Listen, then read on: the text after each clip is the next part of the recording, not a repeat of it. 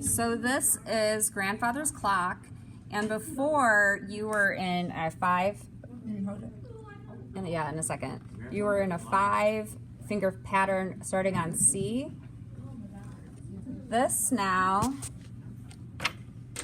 you're going to be, instead of a 5-finger pattern on C, you're going to be on a 5-finger pattern starting on G. So this is grandfather's clock.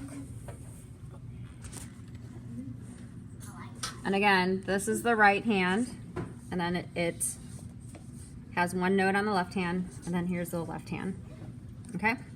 So, G pattern.